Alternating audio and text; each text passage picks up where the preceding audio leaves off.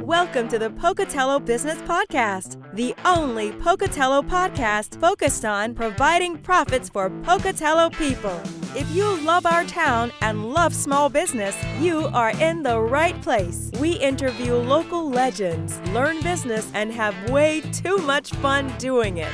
You're listening to the Pocatello Business Podcast with your friend, host, all-around great guy, and owner of New Clean Commercial Cleaning, Spencer Ward. All right, everyone. Welcome back to the Pocatello Business Podcast. I'm here with Cassidy Bell. She is currently the owner of Cassidy Bell Photo, and she is currently building out the Vine venue over there by Geronimo's. It's going to be a wedding venue. But let's start a little bit in the beginning here. She's a Pocatello gal. She went to Highland. She studied at Idaho State University, and she lives in Chubbuck right now, and she's just a hustler. And she's wanting to continue to help people and help them achieve their wedding goals and their wedding fantasies by opening up this Vine venue. It's going to be beautiful. Cassie, thank you for being on the show. Yeah, for sure. Did I get anything wrong? It's the Hive. Wow, that's the big one I got wrong. Wow, if you were right here next to me, you could slap me. But wow, yeah, the Hive. I was saying, what I say in the Vine? Yes. Wow, I'm way off. Sorry. So everyone, the Hive venue. That's what it is. Well, perfect. Well, Cassie, to start off, what's something fun or interesting about you? Well, something I really love is traveling, and I've actually lived in 2 different countries other than the US. So it's kind of a fun fact, I guess. Very cool.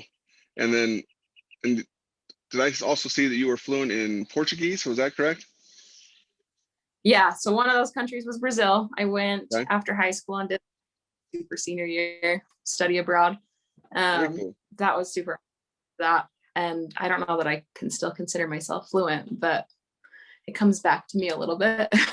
There you go. That's fun. Well, cool. So let's walk through, how did you get into the photography game, and then the second part of that question would be what's moving you into wanting to be into the wedding venue game? Yeah. So really the whole start of my photography career came from living in Brazil. I started taking a lot of pictures around that time and really loved it, and then wanted to invest in better gear. And just from practicing on like my in-laws and a few friends and stuff, people started reaching out to me like, hey, can you do our pictures? And so it was never anything where I was like, I should be a wedding photographer. That's definitely not where I started out. But here I am. I do a ton of like family photos, wedding photos. Really, I do anything. I really like to capture people's moments, whether they're big or small. And I'm just more focused on the little moments that people share, people who are in love with each other, family, couples, whatever. It's a really cool connection to try to pull out their unique love for each other and capture it. So that's what I love doing photography wise. You probably have a pretty good blooper reel too, don't you? Catching people in the moment. I totally do. A lot of commercial work, and I have a whole bunch that I roast all my models on. There you go. That's funny. So I've been doing weddings probably 5 or 6 years now, and locally there's just not been a lot of venues, a lot of options for my brides, and I've known they've been frustrated with this, and it's harder for me as like the creative person to be able to go in and do what I want to do and what I need to do in a place that either isn't very well lit or just isn't my style, really, is what it comes down to. There's a lot of great options, but none of them have ever been my style. And so I just wanted to make something that was my own and that was very like from a photographer's eye so that anyone can go in there and get really good pictures from it. I think it's one of the very few things you take from your wedding day is the pictures. Yeah. So they might as well be good. Yeah, that's exactly right. Exactly right. I think my wife and I just talked about it the other day. We're still seeing her wedding dress hanging up in her closet, and it's probably a couple $1,000s. I'm like, wow, you wore that one time. But Yeah. again, you're never going to wear that, but you're going to look at your wedding pictures quite a bit. So that's awesome. Yep. So tell us about the Hive here. What kind of what type of events? Like, I know it's weddings, but like, what type of services? What are you providing there? Yeah. So I don't want to do just weddings. I mean, Okay. we want that place full. We want it to be where people in the community think of it first to host any kind of event that they have, any kind of there's a gathering place where people get together with people that they love. So whether that's some business dinners or yeah, we would love to do a lot of like corporate stuff. Cool. Anything that you have where you need a space, like we want to be, front of mind for that for sure. Very cool. Weddings comes to me naturally as far as social media, because visually it's just easy to roll with weddings, but we want to host everything. And once we get actual events in there, hopefully our social media stops to look a lot like weddings and more events. That's awesome. But it's 4,425 square feet. So lots of good inside space. Our actual like gathering room is huge. Big tall ceilings. We have lots of good like audio equipment in there already installed. Really good lighting. So it's just white. That's what I wanted as a photographer. Sure. Something just easy, white. But then you can bring in any kind of style. Like if you want to country it up, you can bring in all the rustic decor you have, or you can go very glam. Like it could kind of bend to any style. Sure. And then have a 1/4 acre of landscaped area, so we can do indoor outdoor events really easily. We have in that main gathering area, we have a big 8-foot by 8-foot door that slides open, so it's really easy to have some indoor outdoor flow if you have a bigger event. We have a little studio upstairs that I'll rent out to photographers, and then hopefully we'll do like some yoga classes or some different things like that get more people in there more often. Can maybe help out some businesses. So I'll rent out that space for photos, but also hopefully like smaller events, birthdays, I think would be perfect for that space. And then part of our kind of cool thing with our venue, at least for our brides and grooms, is that we have the bridal suite and the groom's lounge. Groom's lounge has a big TV and a Nintendo Switch and a bar, just a really chill, that's cool. maybe a dartboard. Kind of decompress with your boys before you're getting ready for your wedding. Nice. And then the girls is like lots of mirrors and outlets. Perfect place to go get ready, hang out and chat still, but that's very totally cool. Different folks. Well, awesome. That's awesome. It sounds like you thought of it all when you come to building this thing. So it's very cool when you can start fresh and not. It's easier doing it this way than retrofitting something. So you can have it exactly the way you want it. Over the past 5 years, I've gone to a lot of venues, and every single time I go to one, I'm like, oh, add that to the list. Like, that's awesome. Sure. Well, cool. When's the estimated completion date for this? So we're pretty much on track. We're maybe a few days behind, but we make up a few days here and there every other week. So May 15th is when we're set to be done, and then open, ready to go for June. We have our first wedding is June 5th. So it's exciting. Very cool. Well, I'm sure that the LDS Temple coming into town is also going to help bring more business opportunities your way and other wedding venue ways too. So that's great. Yeah, I hope so. I think it'll be awesome. Very cool. Well, we've already talked about some of your favorite parts of why you're in this business. You've been in business now quite a while now. What's one of the biggest mistakes you've made in business? Oh man, there's so many. Yeah, well, but also I can't. That's what entrepreneurs are. One right now. We're full of mistakes. I mean, I think with everything in life, you just don't know what you don't know until you do know it. So I like have constantly been learning, whether it's my technique and my style and like who I want to be as an artist and a creative, and then down to the business side of like taxes and keeping records of different things that like I just wouldn't have even thought of until I was in the middle of it doing it. Oh, I think some of my biggest mistakes, though, if I have to be honest, is scheduling errors. Sure. I could drive myself crazy over scheduling errors and then leaving people hanging, and I'm just like, oh my gosh, I can't believe I did that to you, and here's your free session. Like, what was I thinking? But Yep. those are the ones that I kick myself most over. Yep. I love it. I love hearing mistakes, because that's the life of an entrepreneur, as a business owner, is none of us are mistake free. We all make so many mistakes. It just depends on how fast we can learn from them, pivot, and get better from them. So, I'm Absolutely. sure after the first one or two scheduling mistakes, you found a better system and way to do it that way. And exactly. I don't know. I don't think of mistakes very often as like mistakes. They're definitely just an opportunity to learn and grow.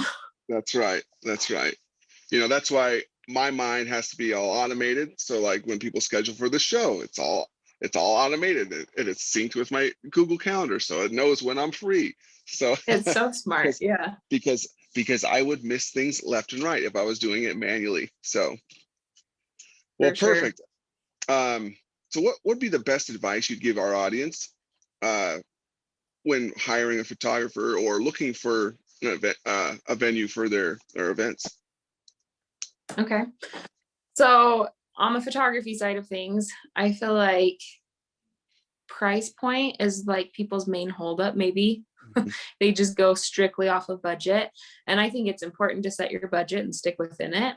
But I also think that it's really, really important to find someone whose style that you like. There's so many different styles, so many different, I don't know. I recommend always going and finding a full gallery of whatever kind of event so that you can see what it really looks like, not just their highlight reel from Instagram or their website.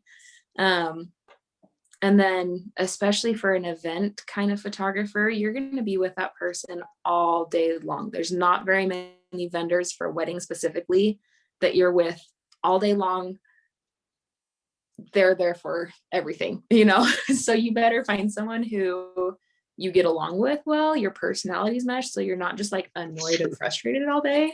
That's like a huge part I don't think people think about. So, I mean, aesthetic is important, budget is important, but really like you got to find someone that you're going to enjoy spending your most important day of your life with. Exactly. It better be like your spouse and not one really good vendor. Yeah, I'm sure. And you won't be all on smiles the that day. venue side of things. Yep. Yeah, exactly. On the venue side of things, I think it's important to find, again, like budget. The cool thing about most vendors I have found is that there's a way to work your dream vendor into your budget. Whether it's like if you're doing a florist, you can do less floral arrangements or less, you know what I mean? Like there's ways to make people fit into your schedule and your budget. If it's a photographer, you can hire them for less hours of the day, something like that, so that you're still getting the people that you really want to work with, your dream team, quality, but you can dial it back to be within your budget. I think most people are willing to work with you. But I think same goes for the venue. If you're willing and flexible on your date, you can get a weekday booking that's a lot more reasonably priced than maybe a Saturday, which is like the date that most people want to get married. So like we have to charge accordingly. Other considerations I would definitely say is if it's going to fit the style of your wedding, the style of your event, if they include tables and chairs, like, so that's an extra fee that you're not paying on top of something else. Or, I mean, on the photography side of the venue, if it has good natural light and a clean space, like, I don't know, those are all things that I personally consider going into it. Sure. No, that makes sense.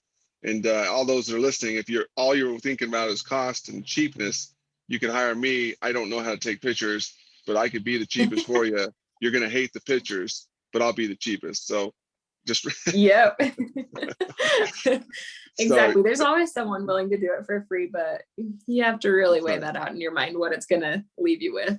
That's right. I love one of my friends and coaches always says, and I love this quote: when you have a problem that requires money, and you have money, you don't have a problem. So people understand, like, you still have a budget, you still have money to work with. There's ways to help you make that happen. So Cassidy, if someone came to you and didn't want to make all these decisions, didn't want to do that, is that something you guys can do? And can they say, Cassidy, can you do this for me? Do you offer that service to say, hey, like the I don't event want to coordination? Yeah, do you do that, or is that someone else? At this time, no. I think that Okay. there are people who are much better equipped to do it. I think Okay. it's a service that we want to add on in the future. Sure. We have a baby due in June and a Okay. brand new business to get like everything you're under our busy. feet. So for this first year, we want to like provide the space. Sure. No, that's And, great. you know, get the feel for that. I still want to photograph a lot of events there. So that's another way that I'm like heavily involved with it.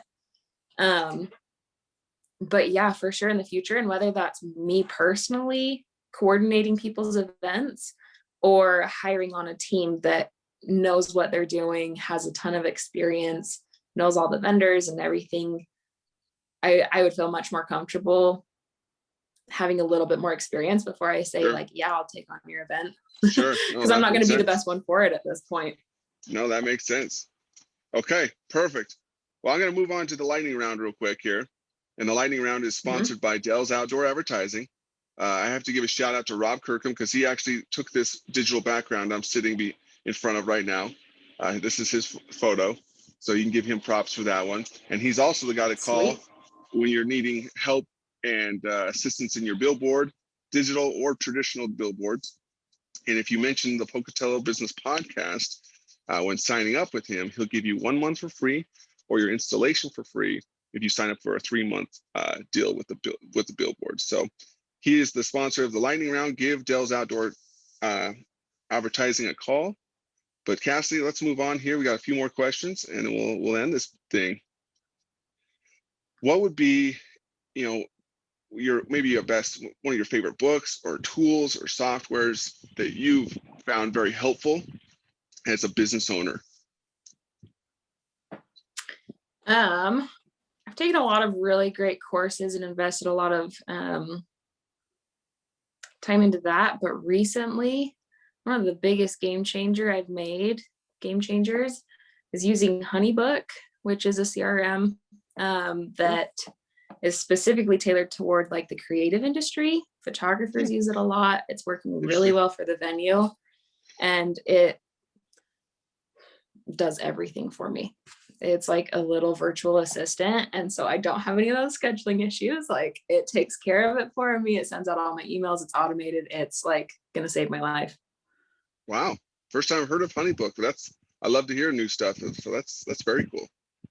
Yeah. I doubt that you're in the realm that would need HoneyBook. Yeah. But Yeah. I have other automated systems, but yeah, I'm not in the creative space. So I'm more in the podcast and toilet space with my other cleaning companies. So I love it. Well, perfect. What's one of the biggest myths of business owners need to know about, know the truth about, just in business or maybe even within your business? I had a friend that was talking to me about this last night. She owns her own business too. And we were laughing. We we're like, how many people get into the business, their own business, thinking, oh, this will be so easy. Like, I'll work from home, I'll make my own hours, it'll just be a couple hours a week, it's not going to be anything big. I can't tell you how many times over the last couple months especially, I'm like, oh, an 8-to-5 job sounds like the dream right now. Like, it is just a lot of work. Yeah. And it's something that my brain never turns off. I've had dreams about the venue, and then I wake up and I start working, and I work all day long, and I go to sleep and I have another dream about the venue. Like, literally 24/7 I'm working. And so it's not for anyone who is ready for easy. Like if you're ready to, it absolutely has its pros too. It gives us a lot of freedom to be able to do what we want when we want it. Mm-hmm. But that comes at a price for sure. Oh, for sure. And the trade-off though, I've found, is that you've got to find that balance. When you know you've done all you can do, and you've got to be able to turn that off, go home, enjoy your family, and be able to say, I've done everything I can today. I'll pick it up tomorrow. And that's one thing. It's taken me years Absolutely. to learn, and I'm still haven't mastered it. So, well, cool. No, and I think it changes every week. So For sure it does. There's always a different challenge. So, well, Cassie, what was one question I should have asked that I didn't? Well, I don't know. I think you did great. I can't think of anything I was expecting to be asked and wasn't. I like to hear that. I don't hear that very often. So maybe you should tell that to my wife once in a while too. So perfect.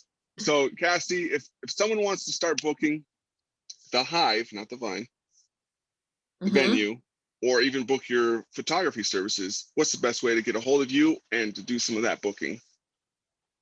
Okay, so social media is a great place to like touch base first.